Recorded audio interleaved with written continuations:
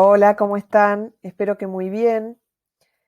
Vamos a trabajar con un artículo de Freud sobre la iniciación del tratamiento. Es el nombre del artículo, es un artículo de 1913 que forma parte de los escritos técnicos y que es una continuación de Consejos al médico sobre el tratamiento psicoanalítico, que es la publicación que él hace el año anterior, en 1912.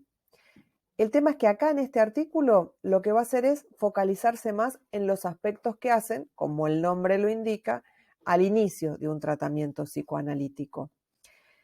Vamos a hacer un recorrido del texto, vamos a resaltar los aspectos más importantes y para eso para eso es necesario que ubiquemos allí cuáles son los aspectos centrales que va a trabajar Freud, que van a ser a los inicios del tratamiento, a las primeras comunicaciones.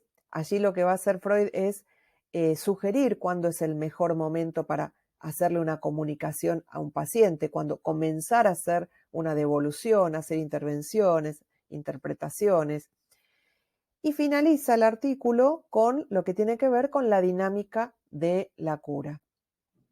Apenas empezamos a leer el artículo, lo primero con lo que nos vamos a encontrar es con una analogía que hace Freud en relación al juego de ajedrez y al tratamiento psicoanalítico. Esa cita la pueden encontrar en la página 125, donde Freud dice: quien pretenda aprender de los libros el noble juego de ajedrez, pronto advertirá que solo las aperturas y los finales consienten una exposición sistemática y exhaustiva, en tanto que la rehúsa la infinita variedad de las movidas que siguen a las de apertura. ¿Qué nos quiere decir Freud con esto? Nos quiere decir que se puede, digamos, teorizar o es posible establecer reglas o establecer pautas en lo que hace al inicio y a un final de un tratamiento, de la misma forma que se lo hace en el juego del ajedrez, pero que es mucho más difícil hacerlo con lo que tiene que ver con el trabajo central de un tratamiento analítico. ¿Por qué? Porque hay muchos avatares, muchas idas y vueltas en esos tratamientos, resistencias, el rol de la transferencia, la singularidad de cada paciente, que en realidad esa experiencia se logra a través de la práctica. Así como al psicoanalista le va a tocar, digamos, aprender en la práctica con los pacientes, en el trabajo analítico con sus pacientes, del mismo modo al ajedrecista le va a ganar ese aprendizaje o va a lograr ese conocimiento a través del contacto con los juegos de ajedrez.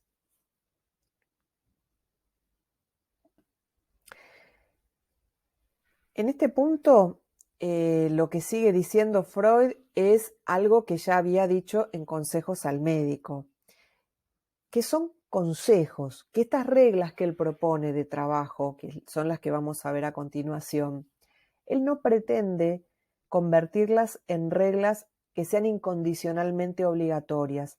¿Por qué? Porque son reglas que él construyó o que él implementó a partir también de cuestiones personales, de cuestiones que a él le servían en el contexto también en el que él las escribió, en la época en la que él las escribió, pero que no necesariamente tienen que ser tomadas de forma obligatoria. Hay algunas, como las que vimos en Consejos al médico, que tienen que ver con la asociación libre, que tienen que ver con el principio de abstinencia, de neutralidad, que sí son condiciones necesarias para que haya un tratamiento psicoanalítico, pero muchas otras que tenían que ver con preferencias del mismo Freud.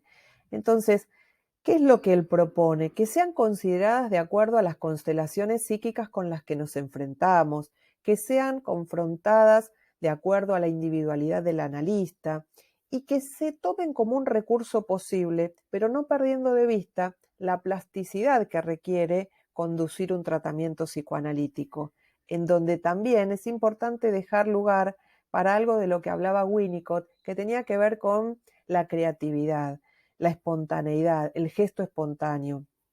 Entonces, la idea, cuando él habla de estos consejos o de estas reglas técnicas, es no convertirlas en una mecanización de la técnica psicoanalítica.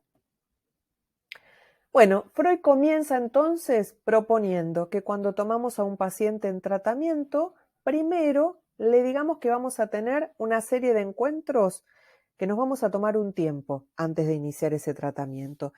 Entonces, ahí él habla de una evaluación previa antes de tomar al paciente en tratamiento y que son estos tiempos que no va a ser un tiempo cronológico. No quiere decir que ya va a estar estipulado de antemano si va a ser un encuentro, 2, 3.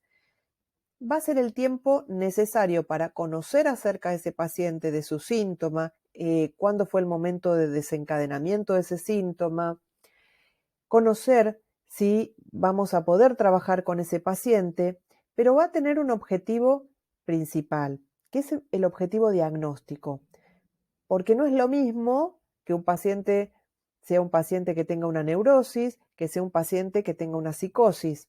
Entonces, vamos a necesitar trabajar de una forma diferente. Y esto es lo que él pretende resolver en esos primeros encuentros, con esa motivación que es una motivación diagnóstica. La diferencia entre este, vamos a decir, ensayo previo y lo que sería después el tratamiento psicoanalítico es que el analista no va a hacer intervenciones, no va a hacer interpretaciones, sino que va a tratar de propiciar que ese paciente nos vaya contando acerca de sus síntomas y que podamos establecer, como decíamos recién, que es la motivación principal, un diagnóstico diferencial. Se va a tratar de un diagnóstico presuntivo, porque el diagnóstico se va a ir también construyendo a medida que vamos trabajando con ese paciente en el transcurso de esa cura. El analista va a tratar de ir haciendo conexiones entre una frase con otra, como les decía recién, para facilitar que el paciente siga hablando, pero también para poder facilitar que se instaure la transferencia. Esa es una condición necesaria para que también luego se produzca la asociación libre, para que se dé inicio a la asociación libre, que decíamos sí, que es una de las condiciones del tratamiento psicoanalítico y que Freud la va a enunciar en lo que él llama la regla fundamental. Y es interesante porque acá comienza ya a dar algunos consejos, algunas indicaciones con respecto a qué sucede en ese inicio, en esas primeras entrevistas, que todavía él dice no van a hacer un tratamiento psicoanalítico. Y dice, tampoco es conveniente postergarlas tanto, alargarlas tanto, porque por ahí el paciente en algún momento va a perder de vista que son entrevistas iniciales, cuándo comienza el tratamiento, cuándo está en entrevistas iniciales, y puede creer que ya está en un tratamiento y después también sentirse frustrado porque se siente rechazado. Esto tiene que quedar muy claro en esos primeros encuentros, que todavía no se ha dado comienzo a un tratamiento. Y dice, desconfíen de quienes, una vez que están en esas entrevistas y que el analista le dice, bueno, vamos a comenzar a trabajar, vamos a comenzar nuestro tratamiento, desconfíen de aquellos que aplazan ese comienzo. Por ejemplo, pacientes que dicen o hacen referencia a, bueno, voy a esperar a cobrar un dinero que tengo para poder pagar el tratamiento, entonces me voy a tomar un tiempo, o no encuentro ahora los horarios, no puedo acomodar mis horarios, yo ya le voy a avisar. Dice, desconfíen de esos pacientes no van a volver, no van a iniciar ese tratamiento, porque probablemente algo en esas entrevistas preliminares o en esas entrevistas iniciales sucedió que lo que hizo es provocar más resistencias. Se toparon con algo, escucharon algo de lo que decían, alguna de las cuestiones que fueron hablando, lo que hizo es levantar alguna resistencia. Y no es el momento entonces, no es el momento de inicio. Así que ya ustedes tienen una pista. Cuando aparecen esos aplazamientos al inicio, es decir, aún no comenzaron el tratamiento psicoanalítico y ya lo están postergando. Lo mismo desaconsejaba, y esto es algo que es importante, no podemos atender amigos o no podemos atender a familiares, porque ahí las situaciones se van a complicar. Él decía, bueno, que si uno hacía eso tenía que renunciar a esa amistad que tenía. Por ejemplo, si atendiéramos a, no sé, a la esposa de un amigo o al hijo de un amigo. Decía, bueno, en algún momento esa relación de amistad se va a terminar. Y hay que estar preparados entonces para que eso suceda. La verdad es que donde existen implicancias emocionales para el analista, tampoco es posible escuchar de una manera objetiva, de una manera en donde no estemos implicados en ese relato en algún momento. Por eso lo conveniente es que no haya relaciones de amistad con los pacientes, ni que en lo posible haya un conocimiento de esa naturaleza o un vínculo de esa naturaleza previo al inicio de un tratamiento. Y también reflexiona sobre un hecho que es, bueno, ¿es conveniente o no que el paciente que se va a atender, el analizado, tenga una buena transferencia con el método analítico? Que, por ejemplo, podría ser el caso de algún alumno, alguna alumna que haya asistido, que sea estudiante de psicología, que haya asistido a conferencias previas, que ya tenga una predisposición a adherir al psicoanálisis. Y él dice, es indistinto, porque cuando se suceden las resistencias, no importa si se trata de alguien que tiene resistencia o que mira con desconfianza al método analítico, o es alguien que es un colega, que es un alumno de la carrera de psicología que piense que su marco teórico después para trabajar con los pacientes va a ser el psicoanálisis. No importa, va a ser igual. Y ahí yo les ponía ahí una frase que dice, uno vuelve a recibir entonces la impresión de la dimensión psíquica profunda y no le parece nada sorprendente que la neurosis arranque en estratos psíquicos hasta los cuales no caló la formación analítica. Es decir, que ser analistas no nos libera, no nos inmuniza de las propias resistencias cuando nos encontramos con aspectos inconscientes que son los que forman parte después también de los que constituyen nuestros síntomas. Bien, y comencemos por ya aspectos centrales del texto, como son el tiempo. Después él va a hablar del dinero, del uso del diván, pero vayamos parte por parte. En relación al tiempo, podemos dividirlo en tres tópicos, que son la responsabilidad económica por la sesión, la frecuencia y la duración del tratamiento. Con respecto a la responsabilidad económica por la sesión, ¿a qué se refiere? Freud va a decir en la página 128, a cada paciente le asigno cierta hora de mi jornada de trabajo disponible. Es la suya y permanece destinada a él, aunque no la utilice. Esto, es lo que tiene que ver con el cobro de la sesión.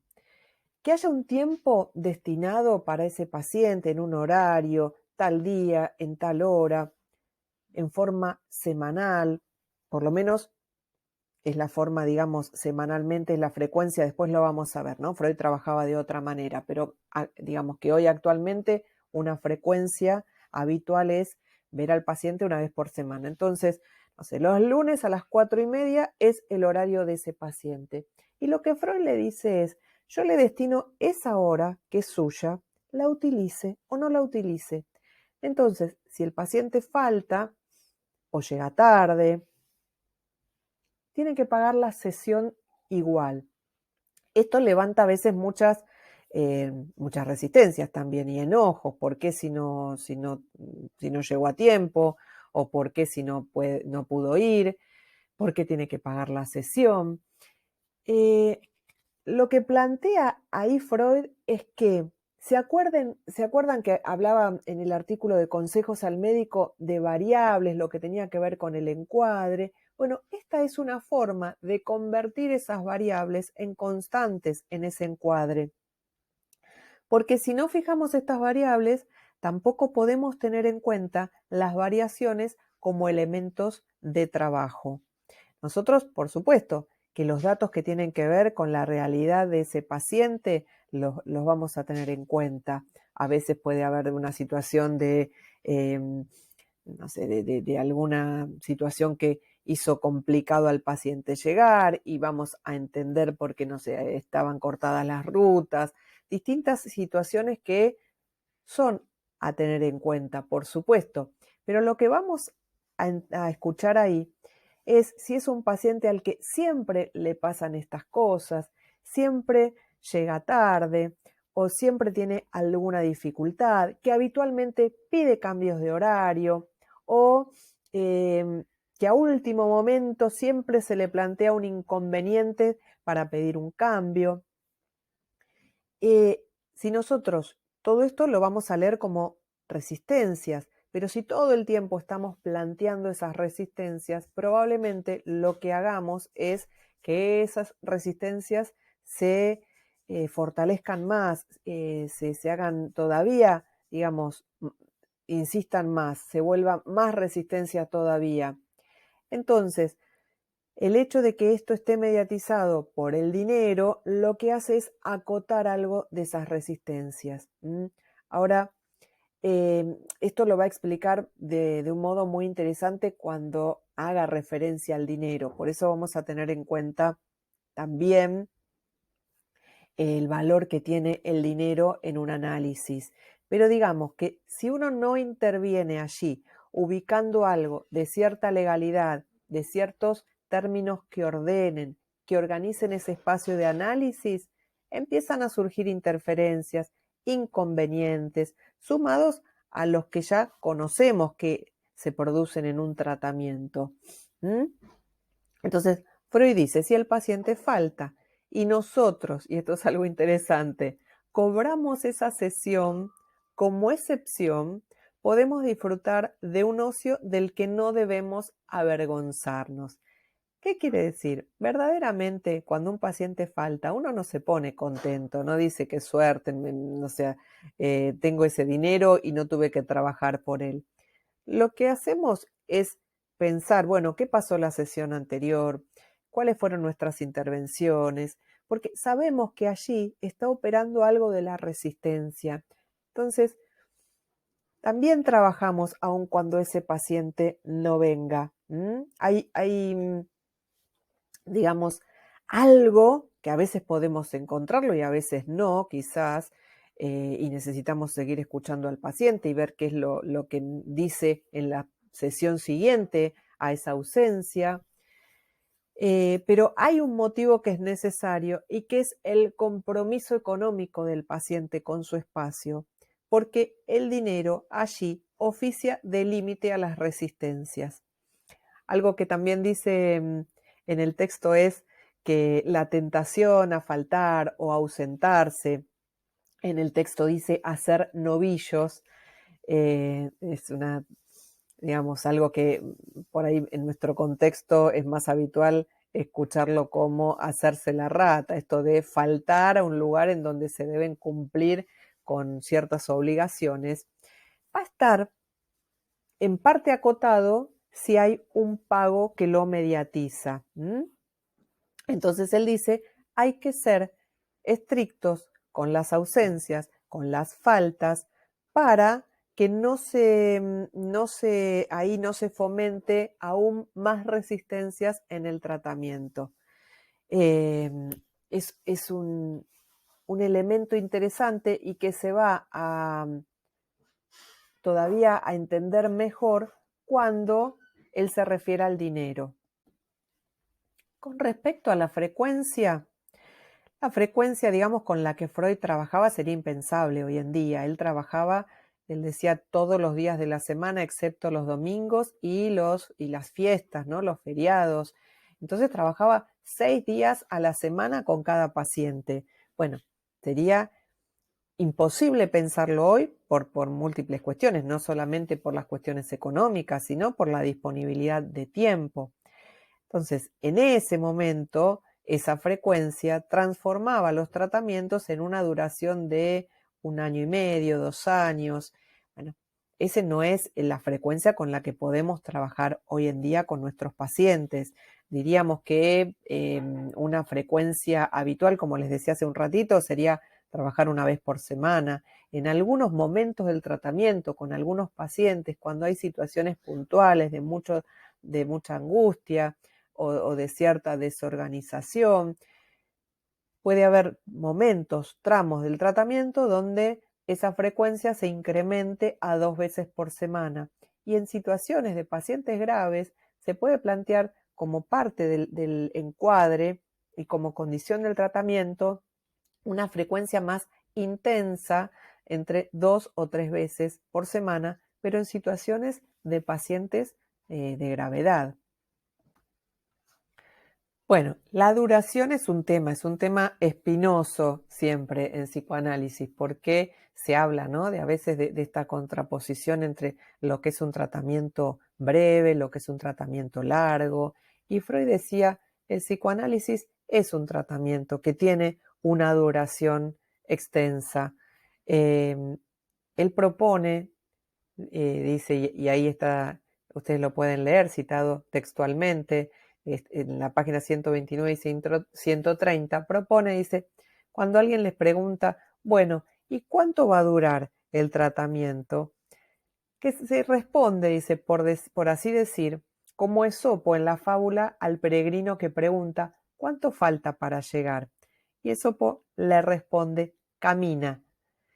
Y lo funda diciéndole que uno tendría que conocer el paso del caminante antes de estimar la duración de su peregrinaje. Pero esto es algo que en psicoanálisis también es muy difícil, porque sabemos que la neurosis tiene momentos de resistencia, momentos de avance mucho más rápido. Entonces es muy difícil estimar la duración, pero sabemos que no es algo que se pueda resolver rápidamente, afrontar esas resistencias, poder, eh, poder en tratamientos breves resolver los aspectos sobre los que trabaja el psicoanálisis.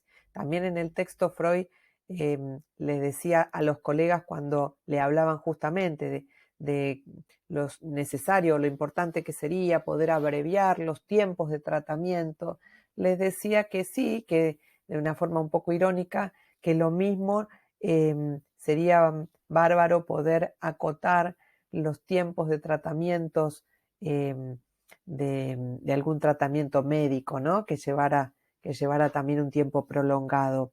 Con lo cual, bueno, un poco como que frente a esto no puede responder de la forma en la que se espera que respondan. Y además, digamos, frente a esto dice que algunos pacientes le plantean, bueno, ya que va a ser un tratamiento largo, entonces quiero que nos focalicemos en este síntoma o en este otro, porque con el resto de mis síntomas yo puedo seguir funcionando sin demasiado problema, sin demasiada angustia. Entonces Freud ante eso responde que la neurosis de un ser humano posee los caracteres de un organismo y que sus fenómenos parciales no son independientes unos de otros, que se condicionan y se apoyan recíprocamente. Entonces, que no es posible, digamos, trabajar con un síntoma porque no está individualizado y no está por fuera de toda esa vinculación con los otros aspectos de la neurosis, que hay una sola neurosis, no hay varias neurosis. Entonces, que cuando el paciente va hablando, lo que va haciendo es mostrándonos los nexos que nos van llevando a desplazamientos, a movimientos sintomáticos, a síntomas nuevos, de forma tal que cuando se avanza en un tratamiento, hay momentos en donde los síntomas recrudecen, en donde surgen nuevos síntomas y que entonces el tiempo, hablando de la duración, lo va marcando ese recorrido, ese camino. Entonces, ¿por qué? ¿Por qué es un tema el tiempo en el tratamiento psicoanalítico? Porque el tiempo del inconsciente, que es con lo que trabajamos, es un tiempo lógico y no es un tiempo cronológico. Y porque además en el tratamiento lo que va surgiendo es la compulsión a la repetición. Entonces, no es posible anticipar, digamos, que va a durar 2 meses, 3 meses, porque esos no son los tiempos del inconsciente. A mí me gusta mucho además una frase que por eso acá se las puse, porque me parece que además está casi poéticamente escrito, cuando dice Freud: nadie esperaría que se pudiera levantar con los dedos una mesa pesada como se lo haría con un liviano cascabel, o construir una casa grande en el mismo tiempo que una chocita. No obstante, tan pronto como se trata de las neurosis, que por el momento no parecen todavía insertas en la trama del pensar humano, aún personas inteligentes olvidan la necesaria proporcionalidad entre tiempo, trabajo y resultado.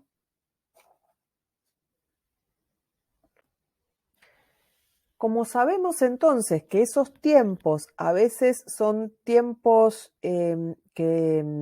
digamos, en los cuales a medida que el paciente va trabajando pueda considerar en un momento que, bueno, quiere llegar hasta ese punto y no avanzar en el tratamiento, y aun cuando la recomendación del analista podría ser, bueno, que hay aspectos que son importantes seguir trabajando, lo que a lo que Freud exhorta es a nunca intentar retener a un paciente si el paciente decide que es hasta ese punto y que desea interrumpir el tratamiento, porque son tiempos que a veces necesita ese paciente para poder ir elaborando, y aún cuando dé por finalizado ese tramo del tratamiento, puede ser que siga trabajando con las cuestiones que se vieron en ese análisis y probablemente, y es muy frecuente, que retome más adelante, tal vez dentro de 1 año, 2 años, o que lo haga con otro analista,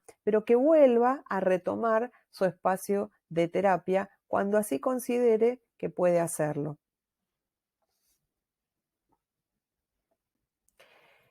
Con respecto al dinero, el dinero, decíamos, en relación, recién lo hablábamos en el punto anterior, cuando hablábamos de hacerse cargo de la sesión, responsabilizarse económicamente por esa sesión con la que ese paciente, ese analizado, se comprometió. Siempre estamos hablando aquí, por supuesto, de lo que son los tratamientos privados.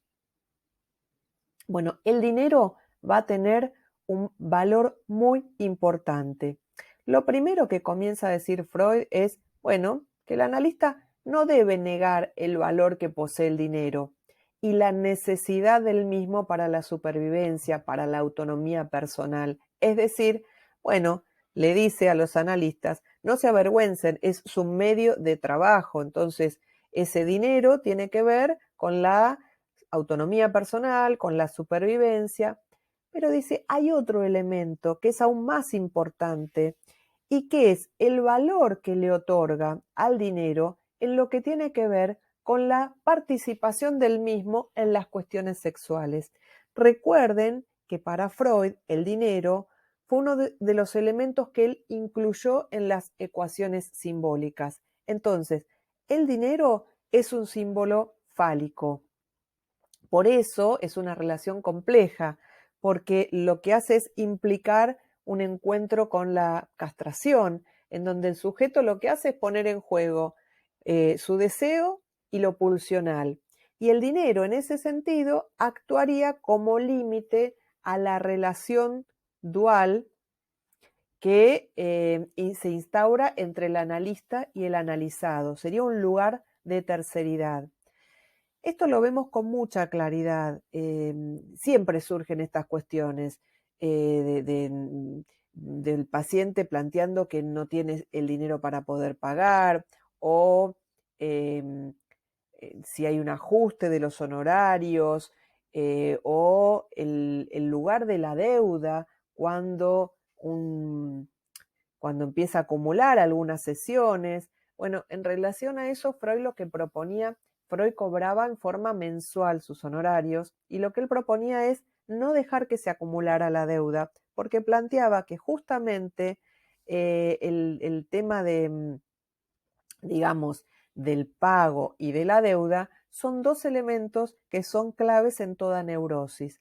Entonces, acumular una deuda no favorece justamente los aspectos de las resistencias que decíamos hace un rato, sino que los dejábamos incrementarse, los dejábamos aumentar.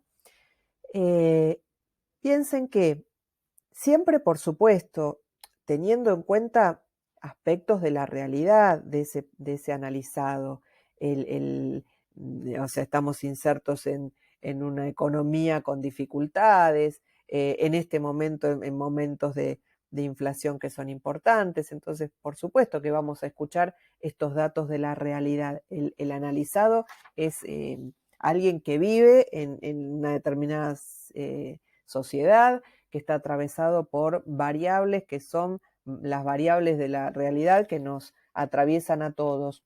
Pero lo que tenemos, y eso es algo complejo y difícil, es que poder diferenciar allí, cuando escuchamos estas cuestiones, poder diferenciar cuando se trata de algo que tiene que ver con la realidad de ese paciente, que realmente tiene un sueldo quizás magro, que tiene obligaciones, que no, digamos, cuánto puede afrontar o no en relación a ese pago y cuáles son aspectos resistenciales, cuáles tienen que ver ya no con la economía, de su economía, digamos, o la economía de la sociedad en la que vive, sino con la economía libidinal.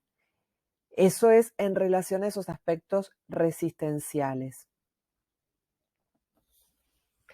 Bueno, el uso del diván es un clásico del psicoanálisis y es algo que Freud ya lo plantea en Consejos al médico, que en realidad él dice, el consejo de hacer que el enfermo se acueste sobre un diván mientras se sienta uno detrás, para que de este modo el analizado no vea al analista, forma parte de una escenografía que tiene un sentido histórico y que es el resto del tratamiento hipnótico a partir del cual se desarrolló el psicoanálisis.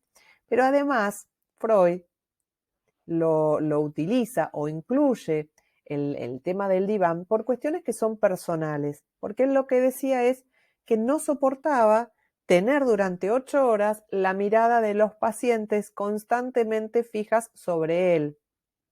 Decía que además esto no facilitaba la asociación libre y así como el paciente tiene que trabajar con esa asociación libre, el analista debe poder estar en atención parejamente flotante. Esto lo hablaba en Consejos al médico.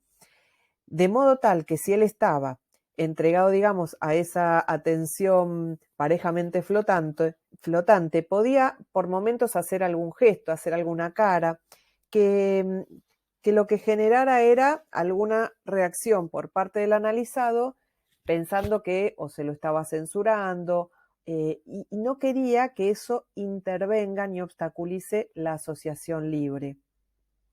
Entonces, bueno, esto que después se instala como un clásico del tratamiento psicoanalítico, inicia por estos motivos, lo inaugura Freud. Bueno, el fundamento justamente metapsicológico de la asociación libre, la regla fundamental tiene que ver con esto, bueno, después hay un texto largo, si quieren, miren, se los puedo leer, dice él, se los voy a leer de aquí, dice, una cosa todavía, antes que usted comience, le dice al analizado. En un aspecto, su relato tiene que diferenciarse de una conversación ordinaria. Mientras que en esta usted procura mantener el hilo de la trama mientras expone y rechaza todas las ocurrencias perturbadoras y pensamientos colaterales, a fin de no irse por las ramas, como suele decirse, aquí debe proceder de otro modo. Usted observará que en el curso de su relato le acudirán pensamientos diversos que preferiría rechazar con ciertas objeciones críticas. Tendrá la tentación de decirse esto o esto otro no vienen al caso, o no tienen ninguna importancia, o es disparatado, y por ende no hace falta decirlo. Nunca ceda usted a esa crítica, dígalo a pesar de ella, y aún justamente por haber registrado una repugnancia a hacerlo. Más adelante sabrá y comprenderá usted la razón de este precepto, el único de verdad a que debe obedecer. Diga pues todo cuanto se le pase por la mente. Compórtese como lo haría, por ejemplo, un viajero sentado en el tren del lado de la ventanilla, que describiera para su vecino del pasillo cómo cambia el paisaje ante su vista. Por último, no olvide nunca que ha cometido absoluta sinceridad y nunca omita algo so pretexto de que por alguna razón le resulta desagradable comunicarlo. Bueno, esto es la enunciación de la regla fundamental. Hable, diga lo que se le ocurra, no se censure, no omita algo por pudor, porque le parezca que no es correcto, porque justamente el fundamento entonces, como les decía al inicio, metapsicológico de la asociación libre tiene que ver con que el discurso que está regido habitualmente por el proceso secundario, que está orientado al pensamiento por una representación preconsciente consciente, que es la cual orienta y organiza al discurso, bueno, justamente en esta organización se le dé lugar, se le pide al analizado que renuncie a esa representación que dirige el discurso, a esa representación preconsciente-consciente, para que el discurso quede regido por una representación inconsciente. Pensemos esto, cuando el discurso consciente y voluntario se entrecorta, cuando aparece alguno no sé, un acto fallido, un olvido, un chiste, alguna de las que conocemos como formaciones del inconsciente, ese discurso es interrumpido por una representación inconsciente. Entonces, lo que busca Freud es justamente que se dé lugar a esas representaciones inconscientes, a que emerjan, a que puedan aparecer y que puedan quebrar ese discurso que está regido por el procesamiento secundario. Entonces, para que sea posible la asociación libre, también tenemos que pensar que es necesario que se instaure la transferencia. Y eso implica también que el paciente se involucre con su síntoma, que se implique con su síntoma, que empiece a tratar de entender que esto que le pasa no es por el destino, no es por algo, digamos, casual, sino que hay un saber más allá de lo que él inicialmente se da cuenta que, digamos, inicialmente quizás no sabe que hay más allá de ese síntoma que está teniendo o que hay más allá de lo que él dice cuando habla. Y esto, cuando un paciente, digamos, avanza en un tratamiento, empieza a darse cuenta que muchas veces cuando dice algo, está diciendo más de lo que quiere decir y aprende a escucharse y aprende a, digamos, a aspectos que él desconoce, empieza a poder comprender esa otra lógica de funcionamiento que es la lógica del funcionamiento inconsciente. Bueno, y una vez que se enuncia la regla fundamental, Freud lo que decía es que hay pacientes que todo el tiempo están transgrediendo esa regla fundamental. ¿Y cuáles pueden ser esas formas de transgredir la regla fundamental? empezar a hablar con otras personas de lo que debería hablar en sus sesiones. Entonces esto pasa mucho en los inicios y tiene que ver con el entusiasmo, tiene que ver con las ganas de contarle al otro a amigos o a personas muy cercanas de sus afectos, qué es lo que está hablando en su terapia, qué es lo que le dijo el analista. Pero ¿qué pasa? Terminan hablando o relatando cosas que después no trasladan a su análisis. Entonces ahí Freud decía, se pierde material valioso que en realidad queda por fuera de esas sesiones, de esos encuentros, donde ese material va a tener una significación para ponerla a trabajar. A veces también dice que sucede con personas que tienen varias terapias a la vez. A ver, ¿a qué me refiero con varias o a qué se refería Freud con varias terapias a la vez? La terapia individual, quizás una terapia de pareja o una terapia familiar. Entonces, ¿qué aspectos o qué cuestiones trabajadas en esos otros espacios a veces lo que provocaban eran resistencias y entonces ese material no era traído al propio espacio de análisis personal? Y después, y esto digamos, esto sucede muy, muy habitualmente, eh, digamos, a los pacientes que dividen la sesión en dos partes. Una oficial, que es la parte, digamos, del espacio propiamente analítico, y otra que Freud llama una íntima, que tiene que ver con esos espacios de transición hasta llegar al espacio propiamente analítico, y que es a veces el tramo de camino, digamos, cuando uno sale, atraviesa la puerta del consultorio y llega a la puerta del edificio, o el viaje en el ascensor, tanto al subir o al bajar, donde, por efecto de las resistencias, es como si el paciente quisiera levantar, ¿no?, una pared, un velo, eh, convirtiendo ese espacio en una charla sin importancia.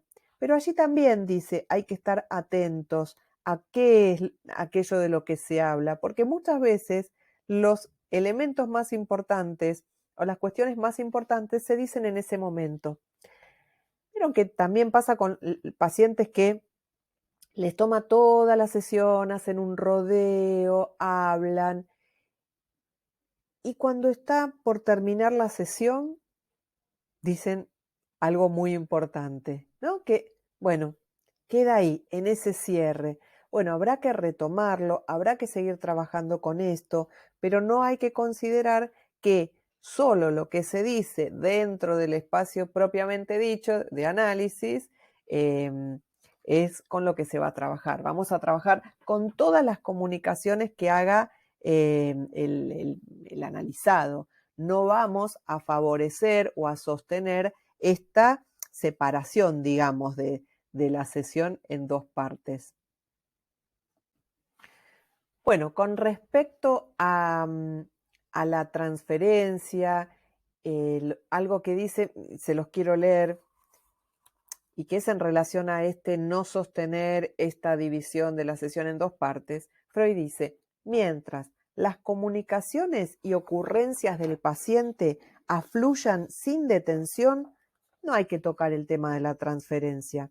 Es preciso aguardar para el más espinoso de todos los procedimientos, hasta que la transferencia haya devenido resistencia. Es decir, mientras la transferencia sea positiva, en tanto facilite ese trabajo analítico, no se debe tocar ni ser interpretada. Solo se debe interpretar la transferencia si ésta se alza como una resistencia. Y entonces ahí lo que hay que tratar de ubicar es qué lugar ocupa el analista para ese paciente, para poder operar desde allí. ¿Qué lugar ocupa? Me refiero a lugar en la serie de representaciones inconscientes de ese paciente. Bueno, llegamos al punto en donde Freud se plantea cuándo debemos empezar a hacer comunicaciones al analizado. Y lo que plantea es algo muy claro. Dice, cuando se establezca la transferencia, nunca antes. ¿Por qué?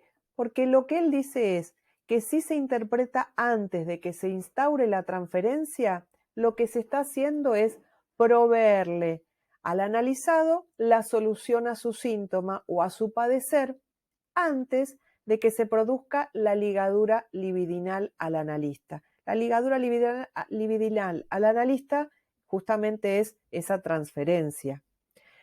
El fin del tratamiento, va a decir, es la finalidad, el objetivo del tratamiento. ¿Cuál es?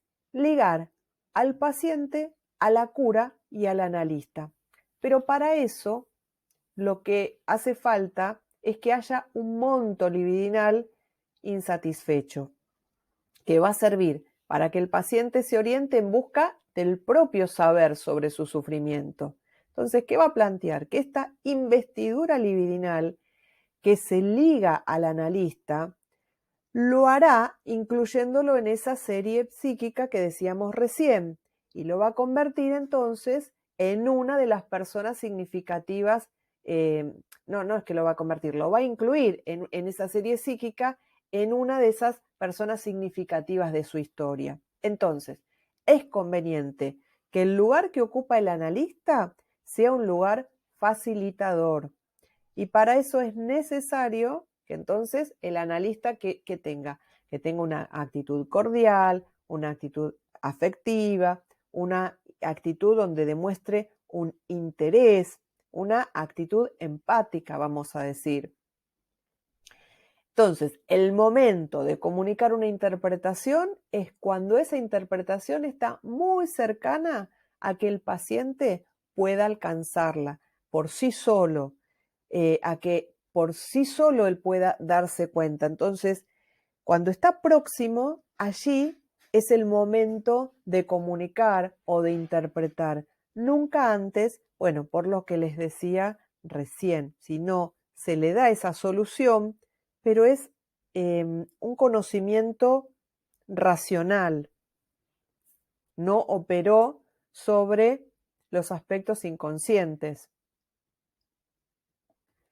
Les decía justamente, digamos, acá la pregunta sería, bueno, ¿de qué tipo de saber se trata un análisis? Porque justamente no se trata de un conocimiento intelectual de lo reprimido.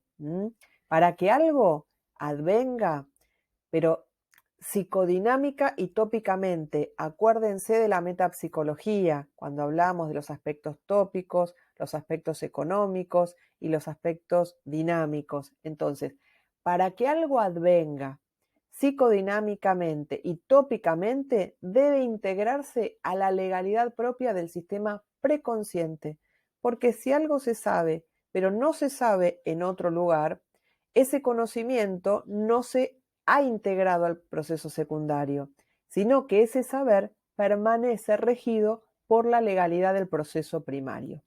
Entonces, para que algo advenga a la conciencia, habiendo atravesado la represión, es necesario que las representaciones que aporta el analista a la manera de una interpretación entren en conexión asociativa con las representaciones reprimidas y a partir de esas ligaduras se produzca la derivación de la investidura retenida.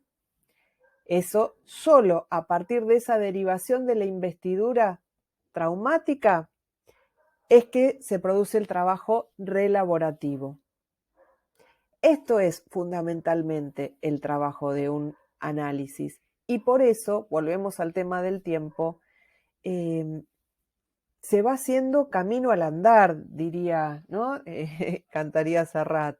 No es algo en lo que nos podamos pautar tiempos fijados de antemano, porque ese caminante que va a ser el analizado también va a tener momentos de detención, momentos de avances más rápido, momentos resistenciales serían esas detenciones, momentos de interrupción del tratamiento, momentos de regresar y retomar. Entonces, se trata del camino, digamos, y del tipo de trabajo que se hace en un psicoanálisis.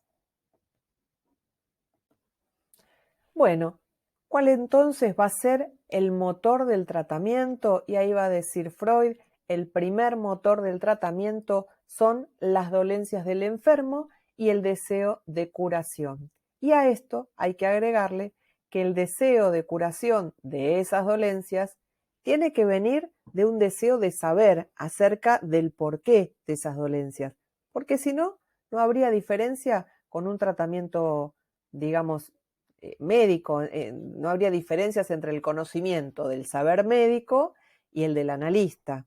Entonces, la demanda de análisis se da cuando el deseo de curación se aúna, se le suma al deseo de saber acerca de esos padecimientos. Y entonces, para esto, ¿qué decíamos antes? La segunda fuerza en juego es ese montante libidinal insatisfecho que permanezca a lo largo de todo el proceso de cura. Y es por eso, volvemos a lo mismo que decíamos antes, pero para ir ya redondeando y cerrando el artículo de Freud, para eso entonces no debemos darle a ese analizado rápidas soluciones a sus padecimientos, porque si así lo hiciéramos, dice Freud, estaríamos llevando a cabo una cura sugestiva y sintomática en vez de una cura causal. Y lo que insiste Freud a lo largo, digamos, de sus artículos es en remarcar que el psicoanálisis es una cura causal y no una cura sintomática. Bueno, y finalmente, y ahí con esta frase cierra él su artículo y también vamos a cerrar este encuentro. La transferencia a menudo basta por sí sola para eliminar los síntomas del padecer, pero ello de manera solo provisional, mientras ella misma subsista. Así sería solo un tratamiento sugestivo, no un psicoanálisis. Merecerá este último nombre únicamente si la transferencia ha empleado su intensidad para vencer las resistencias. Es que solo en ese caso se vuelve imposible la condición de enfermo, por más que la transferencia, como lo exige su destinación, haya vuelto a disolverse. Bueno, espero que haya sido algo que les haya servido y nos seguimos viendo. ¿Te interesó? ¿Te puede ser útil lo que escuchaste? No te olvides entonces de suscribirte a mi canal y seguirme en las redes. Gracias. Nos vemos.